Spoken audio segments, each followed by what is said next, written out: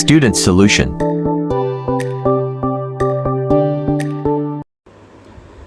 बिस्मिल्लाहिर्रहमानिर्रहीम अल्लाहुम्मा सल्लि अला मुहम्मदिन व आले मुहम्मद व अज्जिल फ़रजहुम।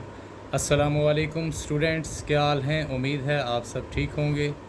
स्टूडेंट्स, आज हम इंशाल्लाह स्टार्ट कर रहे हैं आपकी 9th class national book foundation के अंदर चैप्टर नंबर 2 फ़िज़िक्स का चैप्टर नंबर 2 आज हम बात करेंगे।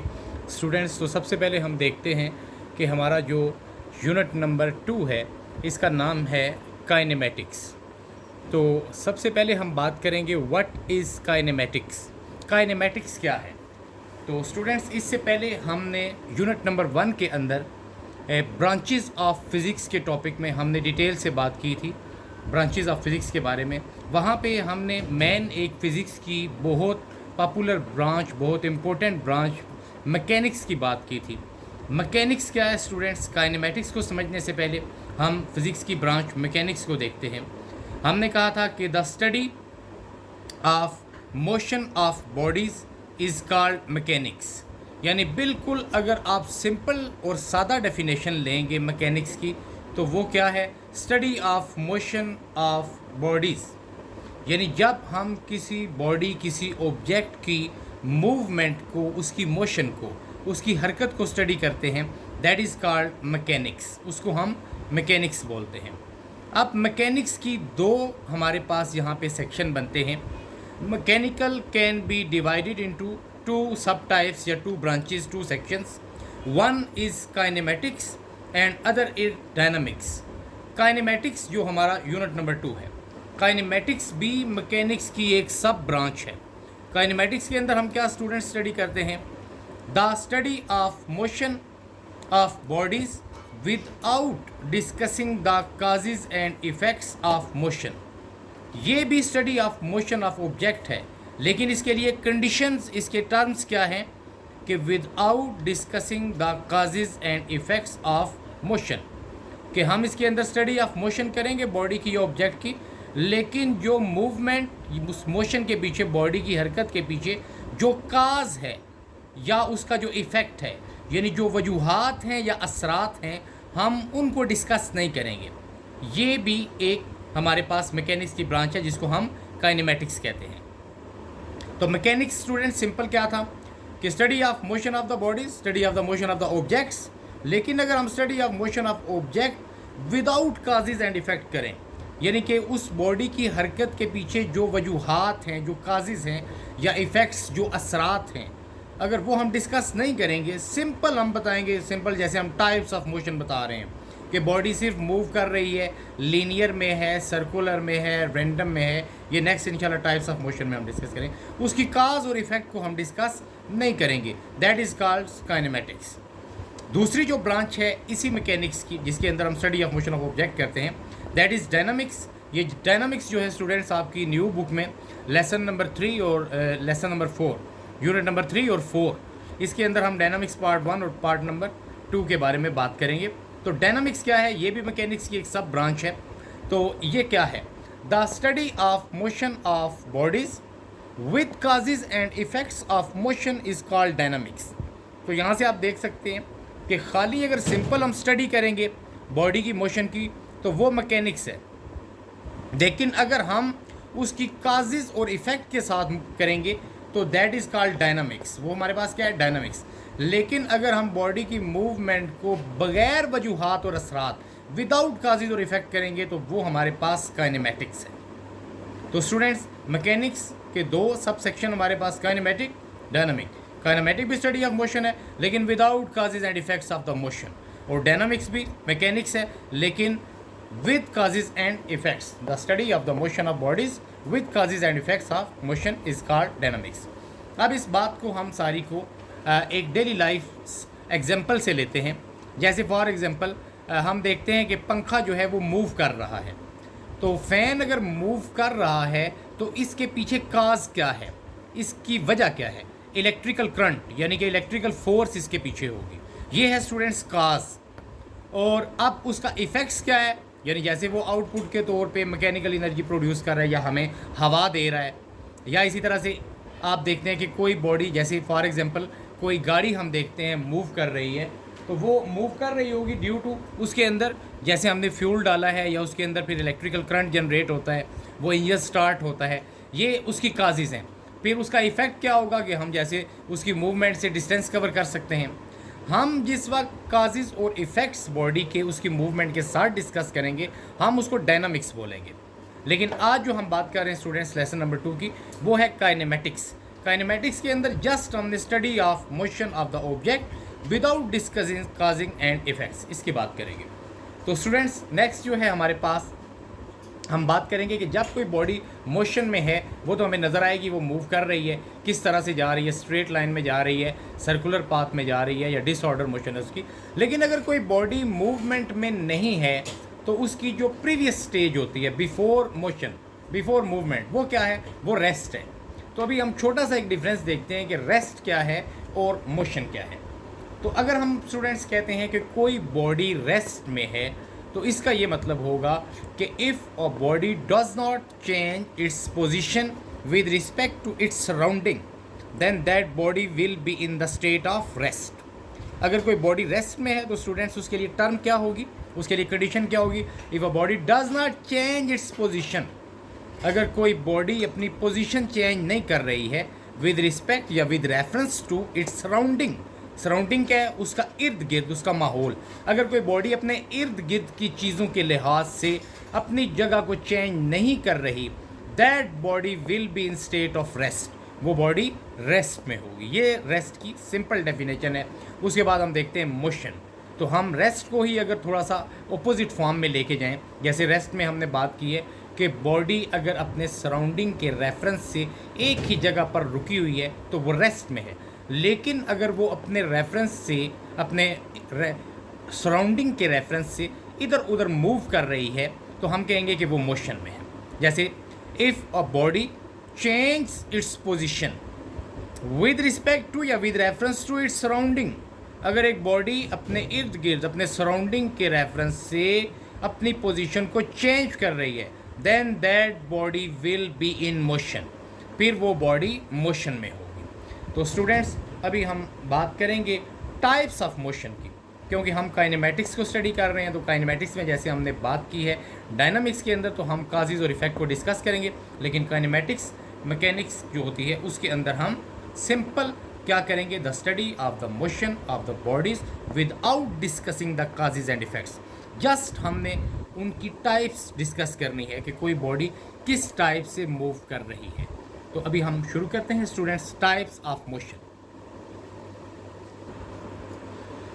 स्टूडेंट्स अभी हम बात करेंगे टाइप्स ऑफ मोशन की।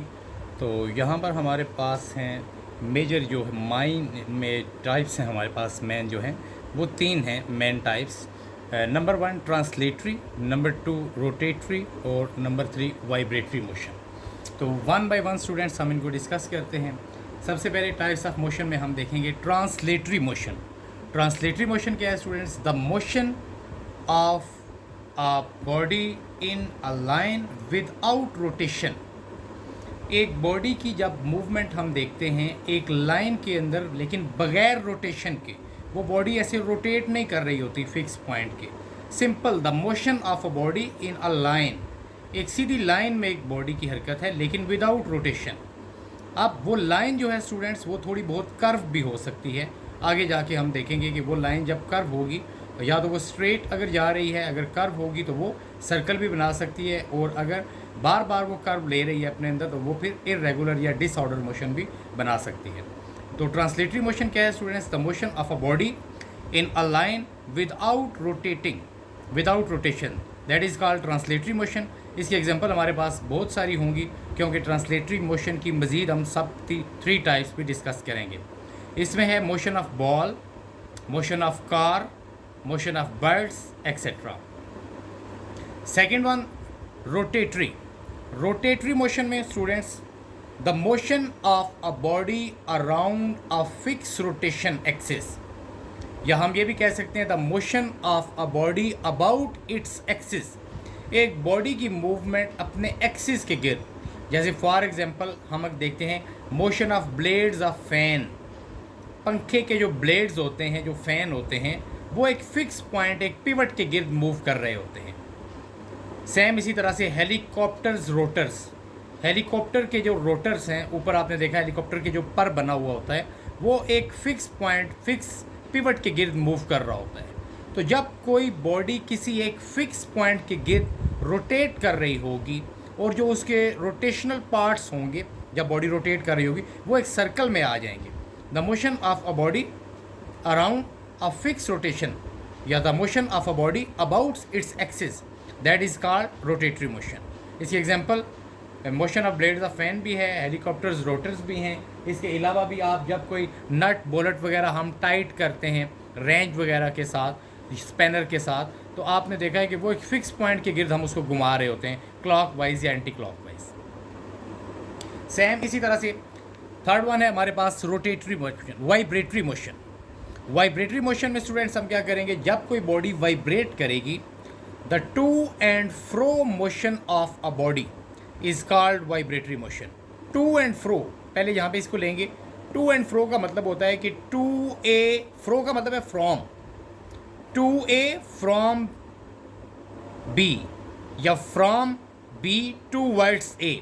जैसे आपने एक झूला एक ले लें, अगर हम फिक्स एक झूला है, फॉर एग्जांपल ये जो लाइन आपको नज़र आ रही है, ये रेड लाइन, ये समझिए कि एक स्विंग है, एक झूला है। अगर हम इसको यहाँ से आगे की तरफ हरकत देंगे तो ये आगे की तरफ जाएगा, इसके अंदर फोर्स रिस्टोर हो जाएगी। रिस्टोरिंग फोर्स की वजह से ये यहाँ पे मीन पे नहीं रुकेगा, बल्कि ये इस तरफ आएगा, इस तरफ भी एक्सट्रीम पोजीशन बनाएगा। तो ये इसकी जो टू एंड फ्रो मोशन होगी, ऑसिलेटरी मोशन, ये हम वाइब्रेटरी मोशन इसको कहते हैं। इसकी जो सबसे सिंपल एग्जांपल है वो है मोशन ऑफ स्विंग। एक झूले की जो हरकत होती है वो देखें एक फिक्स पॉइंट से आगे और पीछे हो रही होती है। सिंपल पेंडुलम की जो मूवमेंट होती है वो भी इसी के अंदर आती है।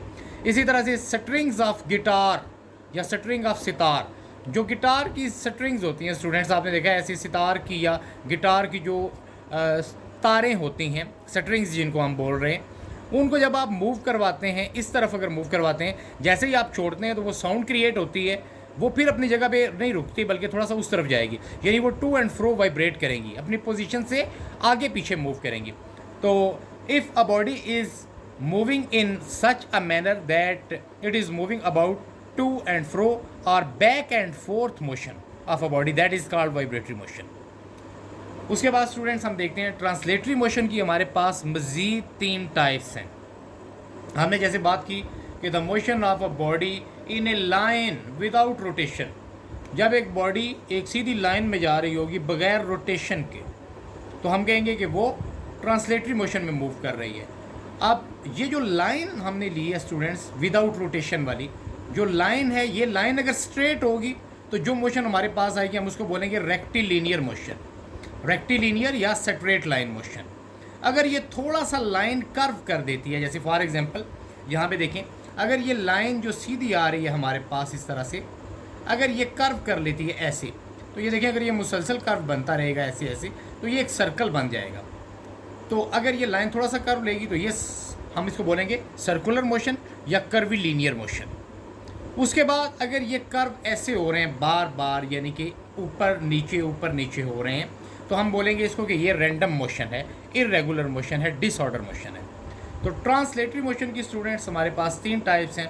नंबर 1 है हमारे पास रेक्टिलिनियर मोशन। रेक्टिलिनियर मोशन को हम स्ट्रेट लाइन मोशन भी बोलते हैं। The straight line motion of a body is called rectilinear motion. Example इसकी क्या है, free fall body. Free fall body student, जैसे हमारे पास ये मार्कर है, मैं यहाँ से इसको छोड़ूंगा तो ये सीधा ज़मीन की तरफ गिरेगा। कोई भी ऑब्जेक्ट जब आप छोड़ेंगे तो वो जब सीधा ज़मीन की तरफ आ रहा है under the action of gravity, तो आप देखें कि वो इधर उधर मूव नहीं कर रहा है, वो बिल्कुल एक स्ट्रेट लाइन में आ रहा है नीचे। तो जब किसी बॉडी की स्ट्रेट लाइन मोशन होगी तो हम कहेंगे the straight line motion of a body is called linear motion या rectilinear motion. Free fall body, जो आज़ादाना ज़मीन की तरफ कोई बॉडी गिर रही है, उसकी एग्जांपल हम ले सकते हैं इसमें। उसके बाद है स्टूडेंट सेकंड हमारे पास कर्वी लीनियर।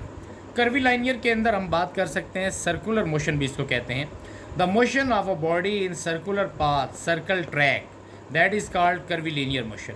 इसके एग्जांपल क्या है, motion of a car around a turn. जैसे एक कार देखें स्टूडेंट्स, हमारे पास यहाँ से सीधी अगर जा रही है इस तरह से, तो जब वो टर्न लेती है ऐसे, तो वो देखें ऐसे टर्न लेके वो दोबारा अगर इस तरफ मुड़ेगी तो ये देखें ये सर्कल शेप बन गई है। तो ये हम सर्कल मोशन को जब डिस्कस करते हैं, कर्विलीनियर को, सर्कुलर मोशन को, तो ये इसकी एग्जांपल हम ले सकते हैं। The motion of a body in circular path that is called circular motion या कर्विलीनियर मोशन। तो when a car is moving in such a manner that motion of a car around a turn, that is called curvilinear motion. Last one है हमारे पास student random motion. जैसा कि इसके नाम से आप देखें शो हो रहा है कि रैंडम यानी irregular, disorder motion. The irregular motion of a body is called random motion या डिसऑर्डर मोशन। जब कोई बॉडी हम देखते हैं कि वो स्ट्रेट लाइन में जा रही है, वो कभी ऊपर हो रही है, कभी नीचे, कभी लेफ़्ट साइड पे हो रही है, कभी राइट साइड पे हो रही है, यानी एक ही लाइन नहीं है उसकी, बार बार उसकी लाइन ऑफ मोशन जो है वो चेंज हो रही है, that is called random motion. तो इसकी एग्जांपल जो सिंपल है वो है मोशन ऑफ बटरफ्लाई, यानी एक तितली की जो हरकत होती है बटरफ्लाई की, वो आप देखेंगे जब वो मूव कर रही होती है एक लाइन से तो वो कभी ऊपर नीचे इस तरह से हो रही होती है। तो नेक्स्ट स्टूडेंट्स इंशाल्लाह हम बात करेंगे मज़ीद काइनेमेटिक्स से रिलेटेड। तो तब तक के लिए अल्लाह हाफिज़। Thanks for watching. Thanks for watching.